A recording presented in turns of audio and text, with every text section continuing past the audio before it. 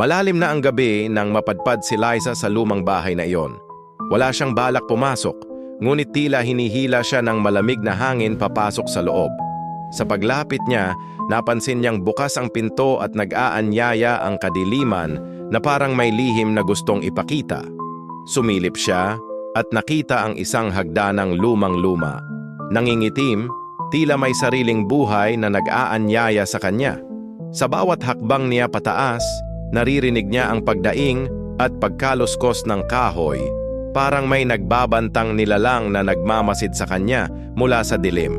Nang marating ang ikalawang palapag, napansin niyang biglang nawala ang hagdanan sa likod niya. Wala siyang matanaw kundi madilim na espasyo, parang nilamon ng bahay ang daan pabalik. Sinubukan niyang sumigaw ngunit walang sagot, tanging mga yabag na tila papalapit ang naririnig niya mula sa dilim. Napatingin siya sa sahig, may mga bakas ng paa, basa at duguan, na tila sumunod sa kanya ng palihim. Sa gilid ng kanyang mata, may aninong gumapang sa dingding, dahan-dahang lumalapit ng walang tunog.